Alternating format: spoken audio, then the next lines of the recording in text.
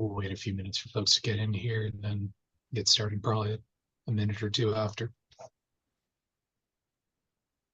How many are registered, Andy? We had 140 people register, usually a bit over half actually attends. I'm expecting we get up to about 80, 85.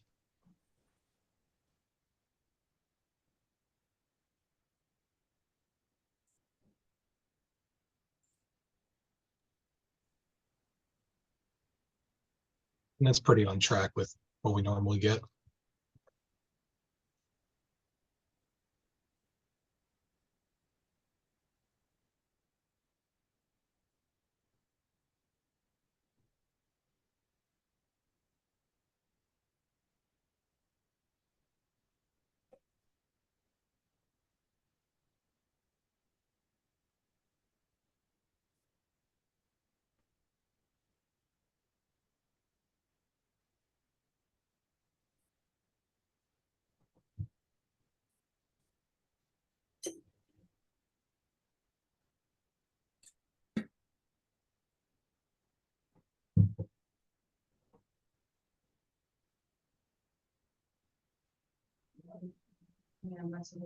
Joe, you want to go ahead and get started? Sure, let's do. All righty. All right, well, good afternoon, everybody, and welcome to another session of our Conversations in Transportation series. Again, this is our 17th one, Joe. Can you believe it's our 17th one? Been doing this almost 3 years now. But we have a really good topic and really good guest for you today. A few announcements. They're the same announcements as always. You'll receive your PH and evaluation forms for this session later on today via email. And then if you have questions during the session, please use the Q&A function at the bottom there on Zoom. Again, Q&A, don't put them in the chat. If we put them in the Q&A, that way we can track which ones we've answered and which ones we haven't. I won't announce the next conversation series. I'm going to leave that to Joe, but we're really excited about it. It won't be in December like it normally is, but I'll leave the rest of the announcements to Joe. Speaking of, I will kick it over to him. Great, Andy. Thank you. And thanks to everybody for joining us today. We do have a great guest and a great topic. Indeed, the next conversation will be live in person at the annual meeting. So we're going to change the format a little bit, but hopefully still good information content.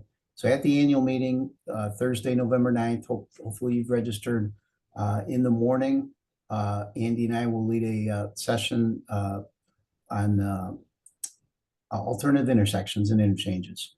We've got 3 great panelists and lots of good questions, of course, and bring your questions to that as well. Our panelists are Kevin Lacey, Jonathan Reed, and Zachary Bugg, 3 really world-class experts in alternative intersection interchange. So looking forward to that at the annual meeting on November 9th. Here today, thanks, Andy. Thanks to our sponsors, our corporate sponsors who make this all possible, and to the Strategic Initiative Council, Adam Fisher, and the Young Members Council, Ty Parham, for your support. Appreciate that.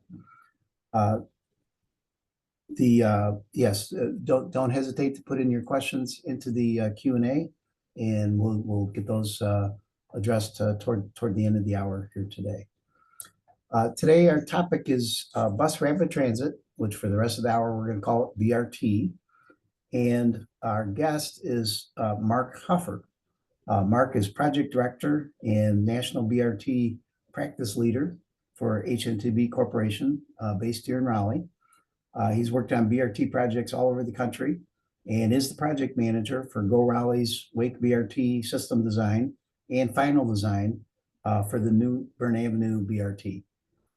Prior to joining HNTB, his career spanned nearly 35 years in the public sector, working at 6 different public transportation agencies.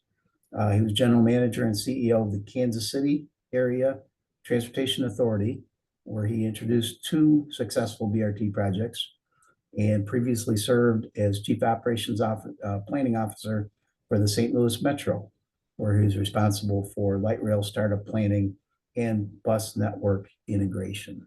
So Mark, thanks so much for joining us. Thanks, Joe. Glad to be here. Thanks for the opportunity. Great. Let's start with some definitions so everybody is on the same page with us as far as BRT goes. Start out with the basic one is what is BRT? Yeah, so I get asked that question a lot, and my answer kind of always is it's whatever you want it to be. BRT, there is not a single definition for what constitutes a BRT system. Light rail is pretty obvious. There are rails in the ground, and it's very obvious. BRT operates on streets, and it varies by community. But that being said, there are certain elements that are common to all BRT systems. Notably, enhanced vehicles. Many systems use articulated vehicles, and we can get into that a little bit later. But it includes things such as some degree of lane exclusivity for the vehicles, transit signal priority so that the vehicles can get through intersections quicker, makes it easier to maintain schedules. The stops are more akin to a light rail station than a normal bus stop that might be like, three-sided shelter or a sign even. And those stations will have many amenities, including real-time arrival signs, often art integration, enhanced security methods, etc. And many times they are level boarding, so just similar to a train, you can step right onto the vehicle, or somebody using a wheelchair or other mobility device has instant access to it. And then finally, many of the systems include off-board payment systems so that you're actually buying your ticket at the station and not queuing at the front of a bus going into a fare box type of situation. So those are the really common elements, but BRT varies dramatically from city to city, project to project, and honestly, even sometimes within its own project. The degree of lane exclusivity may change within a single project, and we can talk about that in a minute. But I think that's a general definition of it. My friend, colleague, probably listening here, Joe Milazzo, he calls BRT buses resembling trains. Are you buying that? That sound fair? Again, I think within the context of there's a wide variety of BRT systems, I don't think that that's an unfair characterization. There are certainly some systems that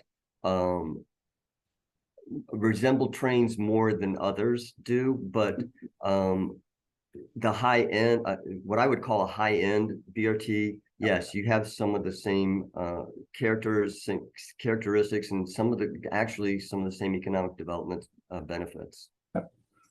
It seems that in the acronym there that a lot hinges on the word rapid, and really how rapid are we able to achieve? So typical BRT in the U.S. Do you have a notion of what the sort of average speed that they're able to achieve? That the rapid part is compared to a regular bus system. Yeah. So it's not similar to that end. It's not similar to a train that maybe completely exclusive right away underground. You're not going to reach the same kind of speeds. The goal of BRT is to basically make travel time comparable to a car operating in that same corridor. And you achieve that by, again, by limited stops. The stops are further apart than a typical one. The off-board payment speeds it up because people can just board the bus instantly. And of course, the TSP. So generally, it's, the rapid part is how is it comparing to automobile traffic in the corridor rather than a fixed mile per hour speed goal. Okay, fair enough. And higher frequency would be in my mind anyway, important part of a BRT, typical anyway. So is that true? And what's again, what are some of the sort of averages around the US? Sure. And that actually it's a really good point, and it's a criteria from the Federal Transit Administration to get funding for BRT is you have to achieve minimal frequency. So by their definition, it has to be 10 minutes frequency or less for shoot, I forget how they define it, but it's a substantial part of the day. So typically systems will operate around 10 minutes throughout most of the day. There are some systems that operate maybe more like a 7.5 minute headway. And then that way, when they're not in the peak period, they'll operate at 15 minutes. But generally 7.5 to 10 minutes would be the general frequency. And you compare that to many bus routes, and many of them typically would be 15, 30, or sometimes even 60. Yeah, that's I think pretty typical in our neighborhood here. Good. Back in school, I was taught three basic sort of right-of-way set up for transit. A was completely separate right-of-way, like subway, New York subway or something. B was separate right-of-way, but basically at the surface, so there were occasional at-grade crossings, maybe like typical railroad. And C was shared the transit vehicles in the street with everybody else. My impression is BRT can be all three of those, A, B, or C. Is that right? Absolutely. And that's part of the benefit of BRT is the flexibility. There are going to be situations that you don't have access to the right of way that you do, that you might have in another corridor or even within the same corridor itself. Again, going back to FTA's definition of BRT, you do have to have 50% of the route has to be exclusive bus lane. So in order to qualify for it, you've got to have some of that lane exclusivity. But there are a lot of examples where buses run in transit ways only accessible to buses. You can do what is commonly referred to as a BAT lane, which would be a bus and right turn lane only. So cars would still have access to businesses or driveways, but they're not supposed to drive within it. And then there'll be some sections where you do operate in general traffic, but you try to, even in those situations, you try to give the buses some advantages through some maybe combinations of both the transit signal priority or a queue jump that lets the bus jump the intersection prior to general traffic lanes having the same signal authority. So, and I would just say too that, and we'll get into the Wake project in a little bit too, but it's not atypical to see all three of those road treatments in a single project, and New Bern Avenue is a very good example of that. Along a particular corridor, we're basically Correct. mixing and matching, trying to fit as best we can. Yeah, and that's why BRT is so much easier to implement than rail, because you don't have to have that 100% exclusivity. It's quicker to implement because of that, and it's part of why it's growing in popularity. okay. Good. You mentioned the level boarding and the sort of no turnstile on the vehicle. Are there other onboard amenities that I would expect as a BRT customer as opposed to the sort of regular bus? So yes, the vehicles themselves typically will be an articulated vehicle.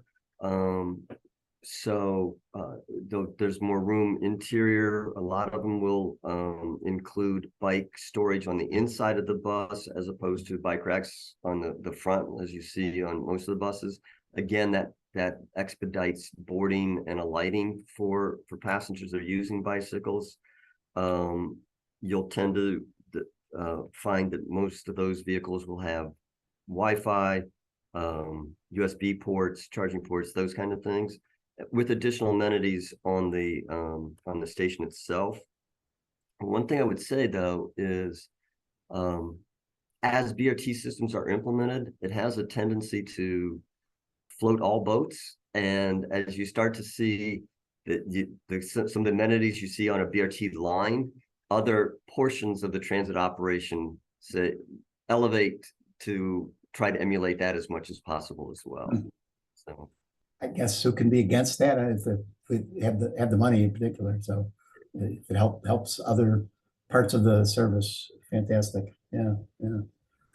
So any idea how many BRT systems operating across the US, just ballpark? Yeah, I mean, it's again, there's so many definitions of what BRT is, and you know, in one city what they may call BRT, another city would not. But I certainly think it's fair to say it's approaching probably 100 different projects. BRT has really grown exponentially over the last 10 or 15 years, and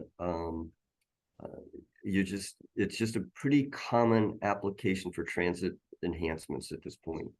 Okay, good. That's many more than I would have thought. So that's good to hear. Is there a certain, again, in general, on average, a certain type of route or a market niche where people are putting BRT that seem to be finding its footing? So most BRT routes are in corridors that already have strong ridership. If you're going to invest into a major transit project that's operating on existing right-of-ways, obviously it makes most sense to put it in the corridors that you already have a good ridership and good basis for attracting riders. Yeah. So accordingly, most BRT systems are more arterial focused and urban focused than a suburban type of service. And there are suburban BRT projects, there are rural BRT projects, but by and large, they'll be in the core of an urban environment in a section that generally already has good ridership. And that's, I think, between Raleigh system and Chapel Hill system, we're both in that niche, if I understand right. Okay. Exactly. Good. Is Richmond, Virginia, the closest operating BRT to us here in Raleigh at this point? Yeah, I think that's probably true. Richmond opened the Pulse BRT system in, I believe it was 2019. And they're expanding that program both on the existing line as well as a different line. So it's been very successful there. Atlanta is in the process of planning for some additional BRT project or some BRT projects. Yep. But I'd say those are probably the closest ones to Triangle. Yeah, good. I want to note here, we're already getting a good number of questions in the Q&A, and that's fantastic. Thank you. Keep those coming. We'll get those asked and answered, at least a good sampling of them toward the end of the hour here, if I don't kind of sneak them in along the way. So that is terrific. Really appreciate that. Keep them coming. And BRT is not just a U.S. thing. It's international. It's in other countries as well. Is that right? Absolutely. And I mean, a case can really be made that BRT was born in other countries. The sort of the granddaddy of them all is in Brazil in Curitiba.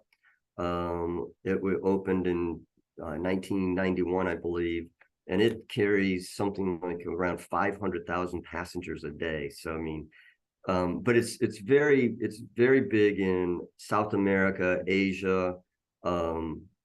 China has a lot of BRT programs, and those are different environments. I mean, density is much higher. There is a different philosophy towards automobile ownership and construction of highways, and so those systems are to scales that we do not approach in the United States. But yes, it's an international use of vehicles and technologies, and we've learned a lot in the U.S. from those early programs, particularly in South America. Yeah, the Brazil that's on my bucket list, right? I gotta see that. Have you been there? Have you seen it? I have not, but I think it's on every transit planner's bucket list. That's for sure. Seen the pictures, seen the videos. It just looks awesome. It's hard to get my head wrapped around 500,000 daily users of a bus system. Yeah. And there are actually some that are even higher than that. I think Bogota in Colombia claims something close to 1 million passengers a day. Yeah, that's amazing. But if you look at the pictures, the densities is just completely different than anything that we know outside of maybe the core of New York City. But it also raises the or dangles the possibility there that buses can lead to density.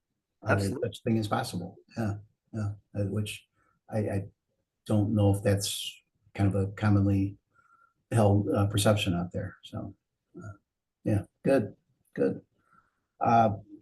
So, in back in the U.S., as far as ridership goes, if we put in BRT on an arterial that previously had bus service, what would be the expectation there as far as ridership goes? Certainly we hope to increase, right? Yeah. So that is part of the criteria that the FTA again would look at in terms of determining if they're going to fund it. There are some pretty sophisticated ridership projection models that they use, and they're kind of applied universally across all the projects.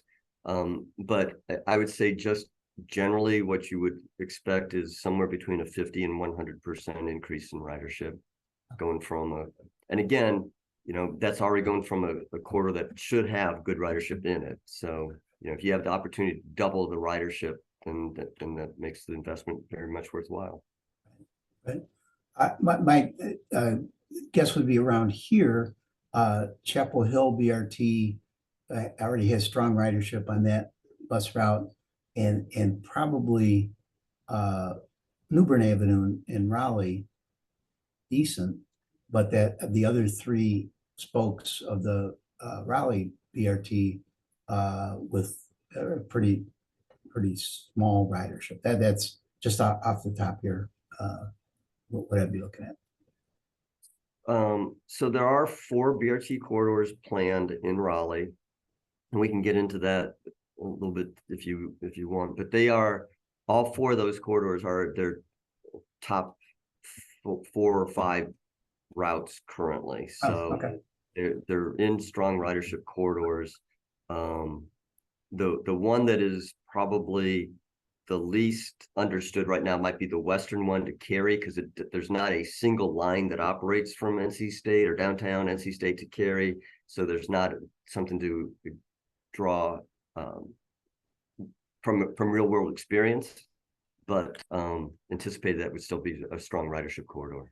That was my memory anyway from back in the day at the NC State campus. A bit of frustration there that there really wasn't a great route to downtown from there. I did kind of pick my spots. Yeah. Okay. All right.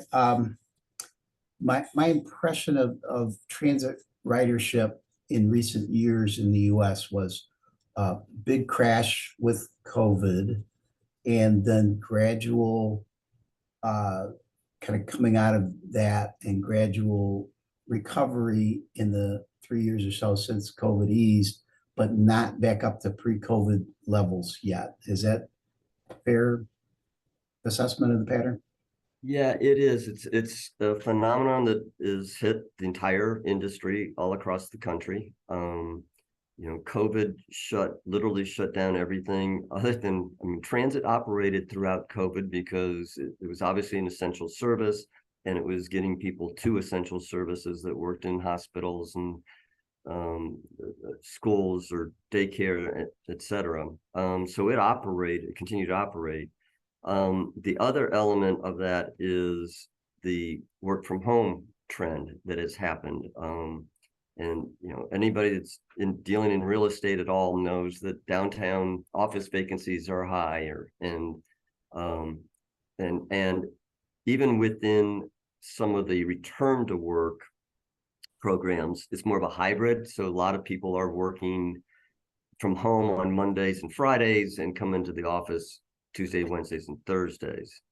So all that said is, I say that because it does have a dynamic in terms of what's happening with transit ridership, not just locally, but nationally. And I think the trend has been, ridership has rebounded very significantly on traditional urban core type of routes. And many systems are seeing that they are back to pre-pandemic or exceeding pre-pandemic ridership on their strong traditional urban core routes. Suburban commuter services that start in a suburb, go from a park ride lot to downtown, are really struggling. They have not come back as strong. Rail systems that do that are very much, have not seen a significant rebound. Again, though, what they're seeing is maybe some rebound on certain days, but not others. And then suburban to suburban type of trips are having some rebound, but not as strong as the urban core. So yeah, so all that leads to the industry's kind of determining what the next phase of ridership is. Is this a long-term trend? I mean, we've certainly seen some interest from a lot of companies and a lot of CEOs to get people back in offices, and will that happen, and will they come back to transit when that does?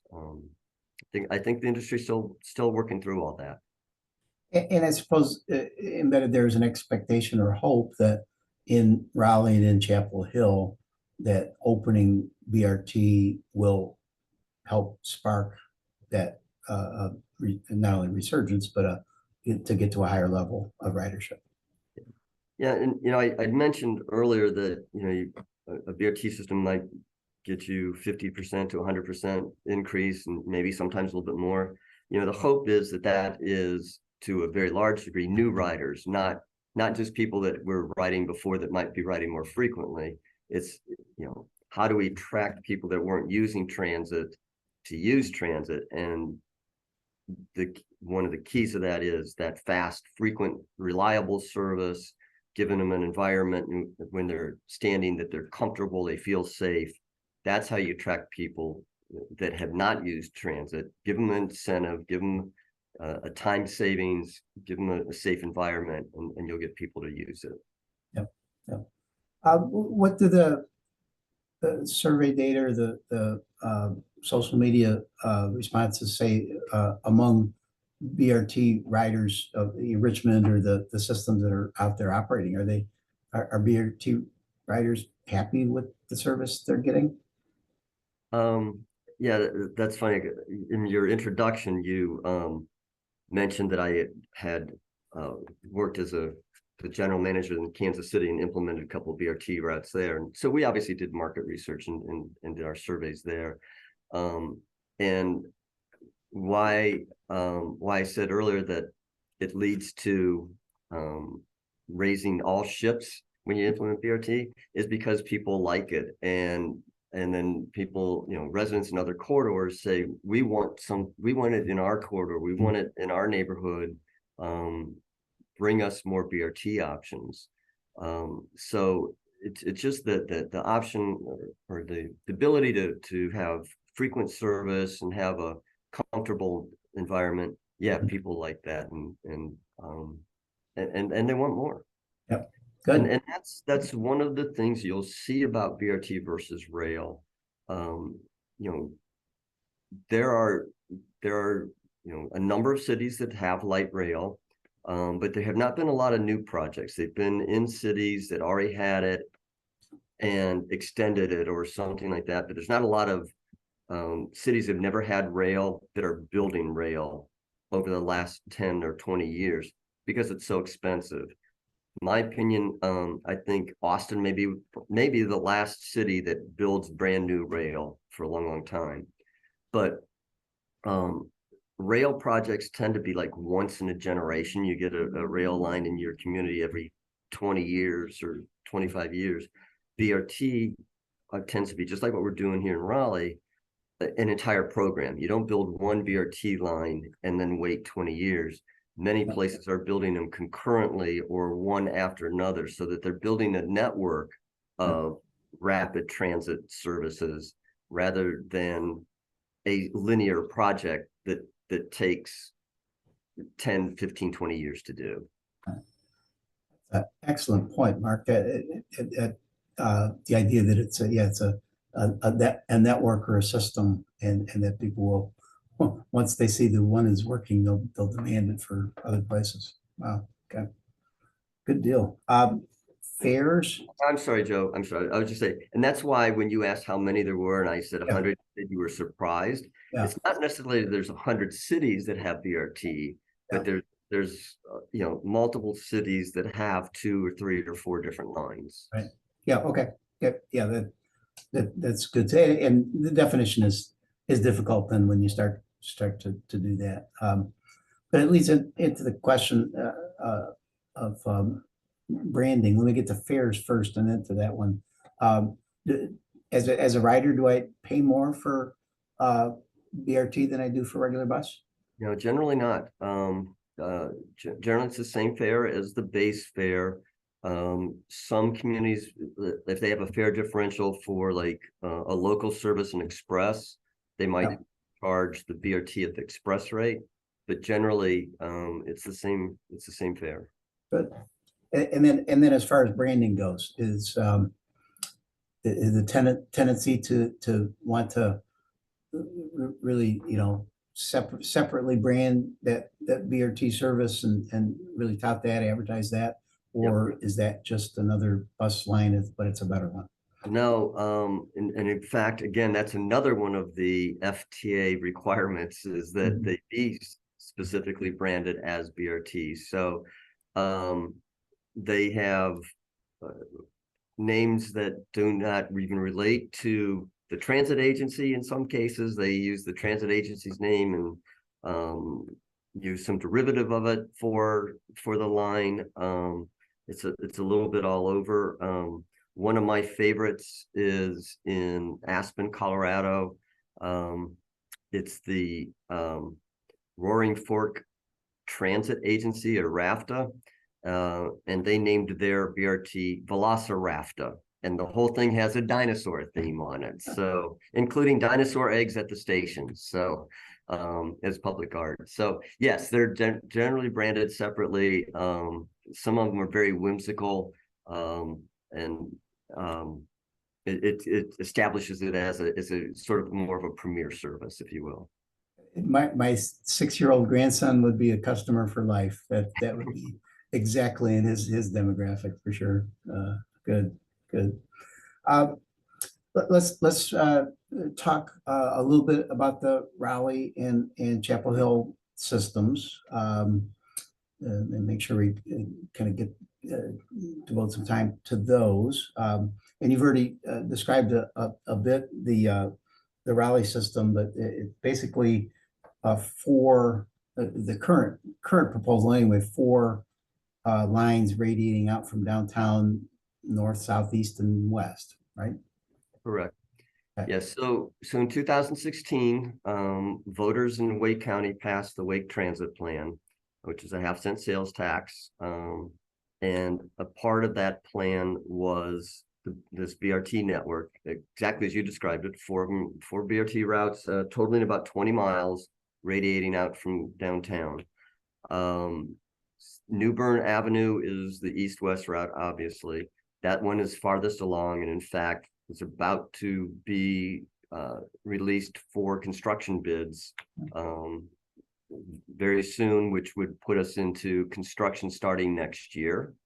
The Southern has just started final design, so it'll be moving a couple of years behind that. Western will start final design in 2024, and the Northern corridor is along Capitol Boulevard is being studied for a locally preferred alternative. So it's still sort of in the planning stage, but they want to start moving that into design within the next year or two as well. So a lot of progress has been made on them. And now, it's always the planning side and the environmental that seems to be the slowest. And once you get through those, you really will see a lot of momentum occurring on the Wake plan. Again, we start construction on Newbern next year. So it'll be really exciting to be able to see the dirt turned and start to see the concrete at the stations and the work that'll go on there. So For sure that. they're definitely moving along, and we'll be riding them before we know it. Yeah, when can I buy my BRT ticket and take a ride? Newbern would open late 25. Oh, okay. So that's fairly quick construction then on that schedule. Great. So where is the money coming from? You mentioned that they have set sales tax. Is that the entirety of it, or were there federal or state funds as well? Yes. So Newbern did receive what's called a capital investment grant, a CIG grant from the FTA. So that's the grant program that funds most BRT systems. There are lots of ways to finance them, but that is the most common. And then the local match for that. So the federal government will pay up to 80% of the cost of BRT system. They like it when you don't ask for that much. It's called overmatching. So they prefer if you have a stronger local match than 20%, which we did in Raleigh. But that the funding will come from CIG and then that Wake Transit plan that we talked about that was passed in 2016. Yeah, great. I'm going to skip to a couple of questions from our participants. Jen asked a couple that are related particularly to the Wake BRT project. She wanted to know if there are plans to coordinate the Newbern BRT service with Wake Med Hospital shift times. In particular, how do you accommodate schedules outside of the 9 to 5 peaks? And for anybody not familiar with that, the Wake Med Hospital is one of, or if not the key attraction along that corridor. So yeah, fair question. How does BRT get along with people not traveling at the traditional peaks? So some of these questions, or that question might better be served through City of Raleigh than myself. But what I'll say is we have had multiple conversations with Wake Med. They're very excited about the project and have been a really good partner in our planning and design. But as it relates to shifts, I would just say, remember that this service will run every 7.5 to 10 minutes. So you're not necessarily trying to hit every shift exactly because there's so many shifts in the hospital, but because of the frequency in which it runs, it will be valuable to anybody that's using it. Right now, it's assumed that the service would operate somewhere between 18 and 20 hours a day. So other than maybe something that would just occur in that very overnight hours, which is very minimal, the service span and service frequency should be able to serve Wake Med very well. And midday, even between the peaks, would still be at something like a 7.5 to 10 minute frequency. Even at midday between peaks is probably going to be about a 15 to 20 minute. So, again, very frequent service.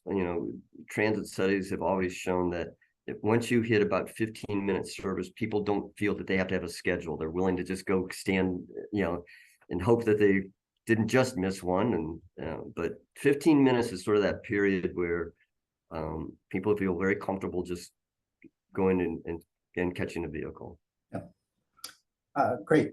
Thanks. Jen also wants to know about any key challenges or lesson learned so far during the Wake BRT project. Anything stand out to you? That's a whole nother show. Yeah.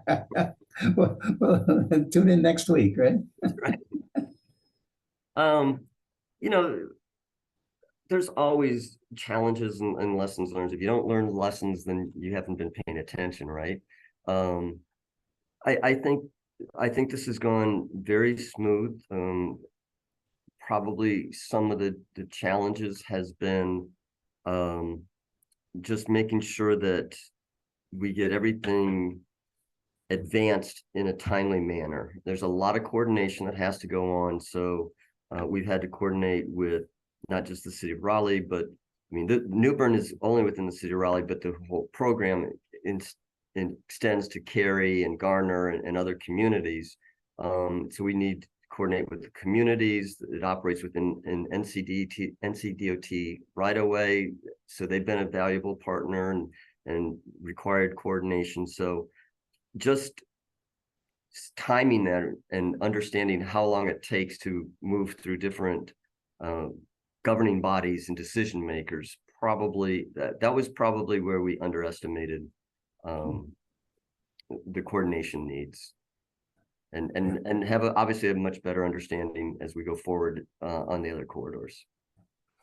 And I'd like to remind people at this point that we're lucky that we don't live in places like where you and I grew up in Detroit and Chicago, where there was 100 cities, not just 4, right? So, Every one of the jurisdictions is very supportive of it. It just, we haven't run any difficulties with anybody. It's just, everybody's got their own approval processes, and we've got to work through them. That's right. That's right. Good. So thanks, Jen, for those questions.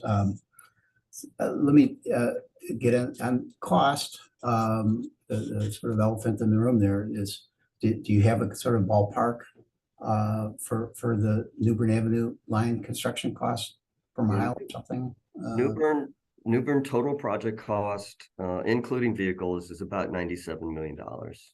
Okay. For a little over 5 miles. 5 miles. Okay. All right. And so that's again one of the reasons why BRT is so popular and so well received by the federal government as well, is its cost effectiveness. When a community goes up and evaluates a rail project versus a light rail project, and you look at something akin to maybe $20 or $25 million a mile for BRT versus $200 or $300 million a mile for light rail, you've got to have a whole lot of other circumstances that justify light rail versus BRT for that kind of financial differences. Right. And then operating costs, once we've cut the ribbon, comparable to standard bus service, or maybe a little bit higher because of the amenities you've spoken about? Yeah, so I mean, in terms of like an hourly cost, it's about the same because you're paying the bus operator the same amount of money, but you're adding vehicles because you're operating more frequently, and then you do have higher maintenance costs of the station because you're building a station as opposed to a single bus stop. But you're really just looking at what that delta difference is, because probably on a quarter you've already got. So the operating costs generally is not what keeps transit managers awake at night. It's the capital costs and getting it financed. So that's good. Yeah, I don't know what would keep them awake, so that's helpful. And then I think this is a good point to bring in Jen's other question of what do we expect for economic development impacts along the way, and that we certainly have seen those along the Blue Line light rail in Charlotte. Could we look for something similar along at least some portion of BRT? Yeah, I mean, that's a really good question. BRT, as a general rule, will not deliver quite the same level of economic development that you see in rail. There is something about that permanence of seeing rail that makes developers think that that's going to be there forever and they can build there and sell that. Whereas a bus, there's something in a developer's mind that you can always move a bus route. Yep. So that said, though, the more infrastructure improvements you put into a BRT, the higher the amenities level, the more lane exclusivity, the more you will see economic development. It may not be quite on the same scale, but there are lots of studies that show that BRT does drive economic development. The community in which it's placed can have some bearing on that as well, in terms of what do they implement in terms of zoning changes. A lot of places that when they build BRT will lower the parking requirements that a developer has to put in so that it encourages transit use. How are you going to incentivize development around stations? So communities can have a pretty big impact on that as well. So I guess I would just say there's a lot of evidence and a lot of studies that show that BRT does drive economic development. Is probably not to the scale of a subway or something along those lines. It is not to the scale of a subway or something along those lines.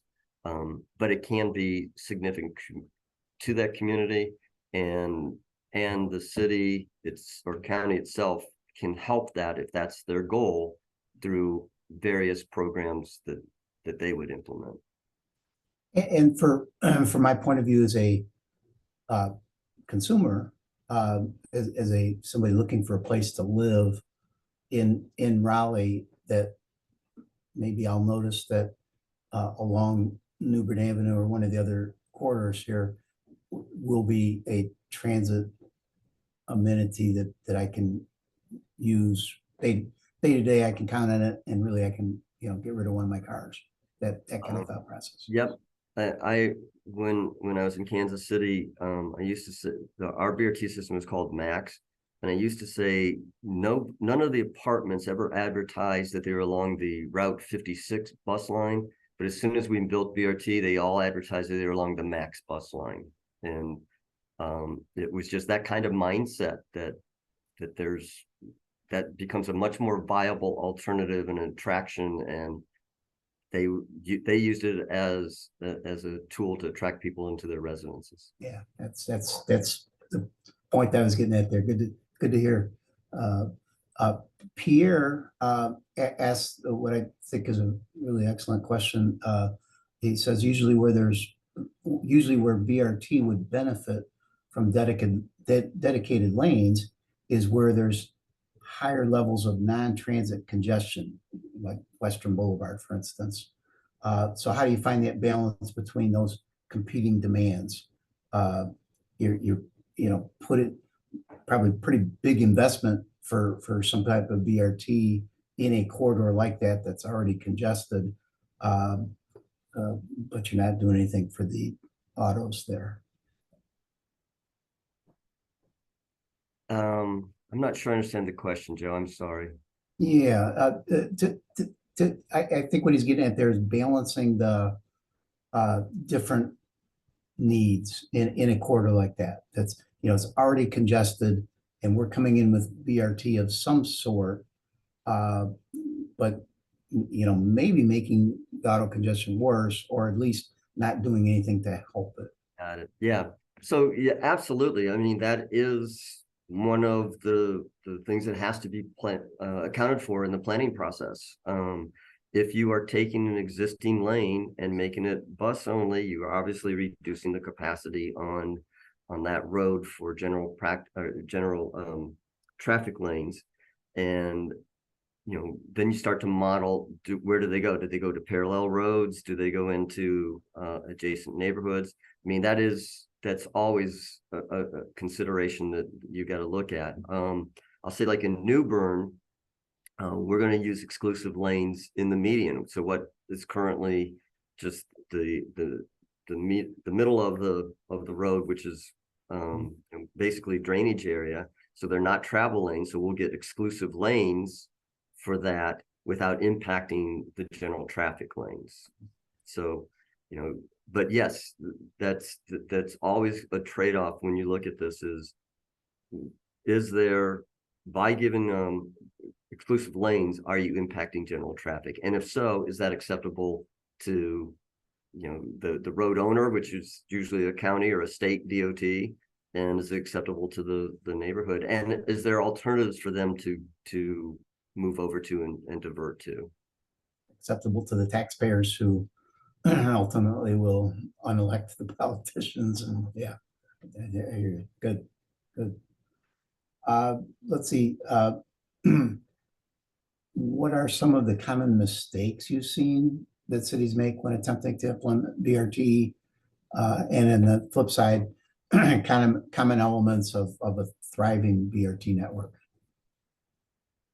So if you're approaching it as I do from an operational perspective, I think that the biggest mistake that a lot of cities do is not go after the highest degree of lane exclusivity and traffic signal priority that you can get at the planning stage. It's very unlikely that if you get something as a transit planner early in the stage that you're going to get more of it later. It generally goes the opposite direction. I always encourage people that are just starting the planning for it is to say, what is the maximum that you want in terms of lane exclusivity or priority? Start there and then compromise if you have to. But if you start at the compromise position, you really run the risk of watering down your system. And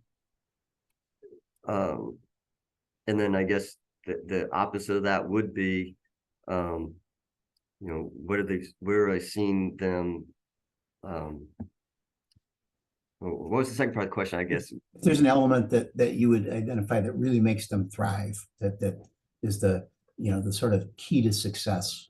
So absolutely the most important part is the rapid part. And again, you don't have to be super fast. You've just got to be convenient, reliable, and consistent. And if you can get through traffic, even if you're not super fast, but somebody in traffic is watching a bus move through those lanes, that's what you're trying to get to. Yeah.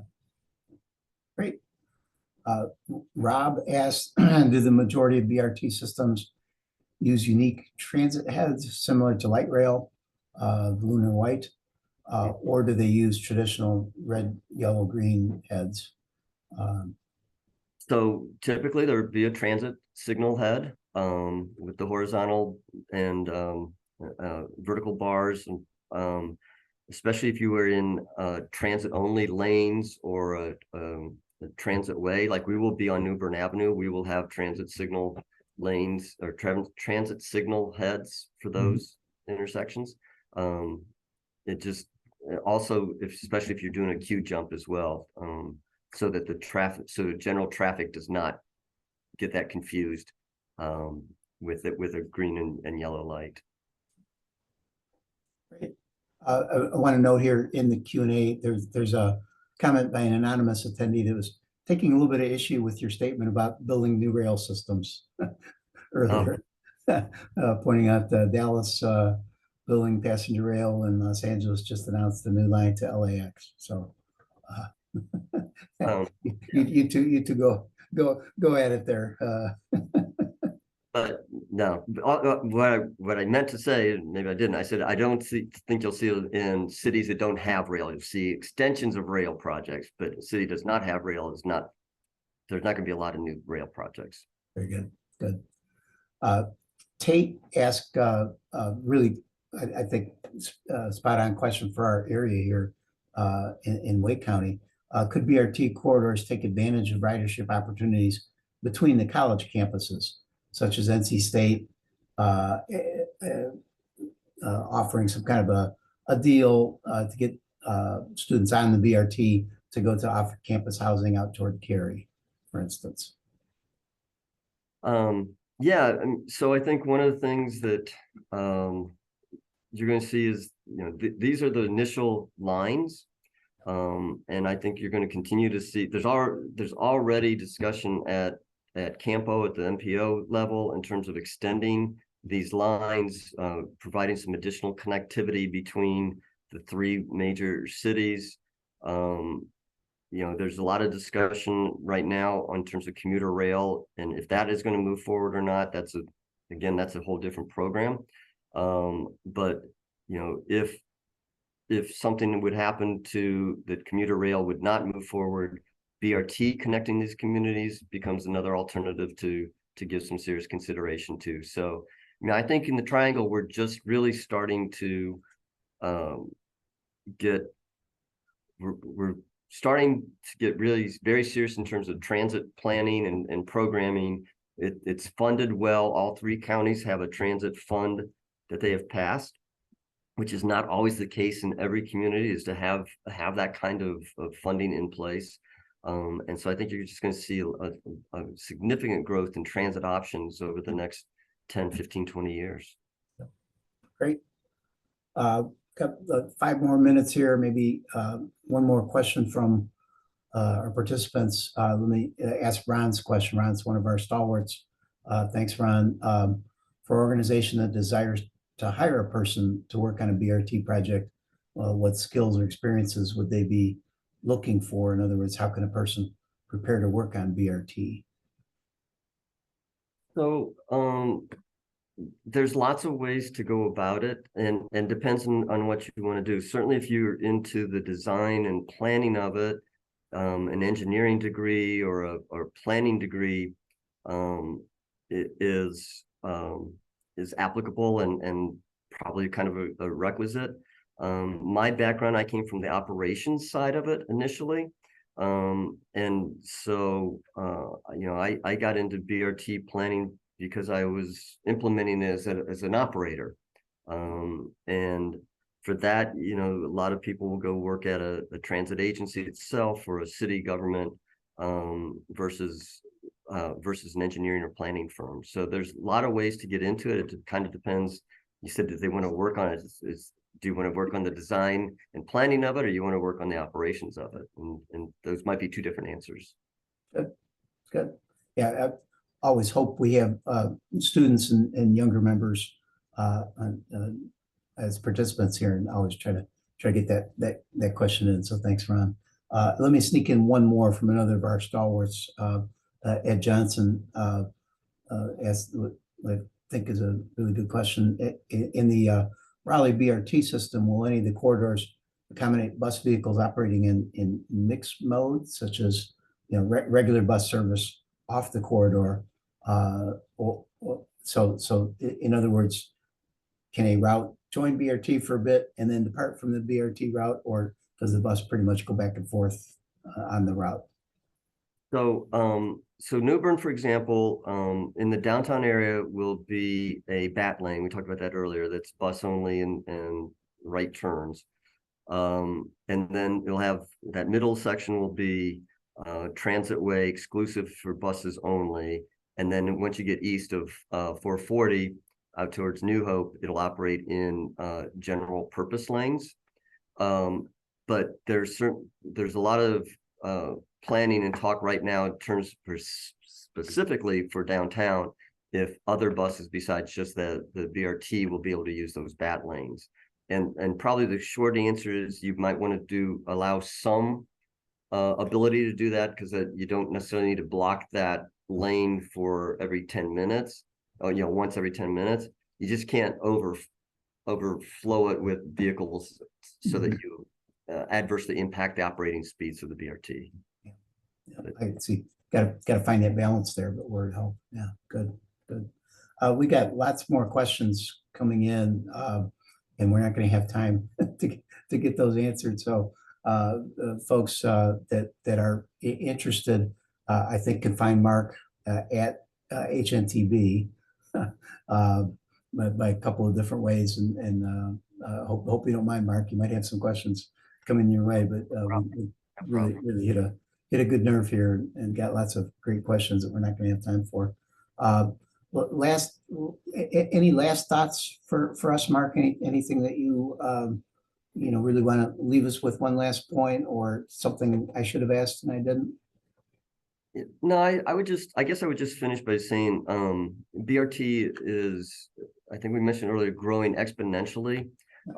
It is receiving, significant funding from the federal government. It's one of their top priorities. I think 20 years ago, there were, less than 15 projects in that CIG pipeline. Today, there's over 40. So that tells you what's happening. But what's going to be really fun to watch is what technology advancements are going to happen with vehicles and systems in the future, and very specifically things like precision docking, that they'll be able to come up to those stations and be within a fraction of an inch consistently, so that the boarding is easier. Connected vehicles, autonomous vehicles, all of those things are going to be elements of BRT in the future, and I think it's just going to continue to grow. Awesome. With that, we're at our time, so let's call it.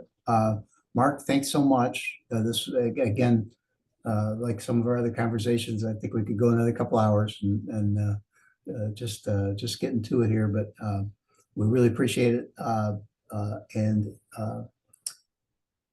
tune in for our participants. We'll see you at the annual meeting coming up in a couple weeks, Thursday, November 9th, in Chapel Hill at Friday Center for a live in-person session of conversation and transportation. And with that, let me thank Andy as well. I'll turn it back to Andy in a minute, but let me say, in the meantime, let's keep talking transportation. You too. Enjoyed it. Thank you. Thank you. Andy, back to you for any closing. All righty. Again, we'll put in a plug. Dr. Armour mentioned the annual meeting coming up on November 9th. If you're available and interested, you can also register for the social event. That's the night before the annual meeting on the 8th, where in downtown Raleigh, we'll have a social. There will be food. There'll be the traffic bowl for our students. Generally a great time. Wednesday evening, again, the night before the annual meeting. Registration is free. We just ask that you go ahead and RSVP by registering on nixite.org. Again, if you have any questions with that, feel free to direct them to me. Again, thanks everybody. You'll get the PDH form in your email later on this afternoon. Thanks for attending. We hope to see you next month.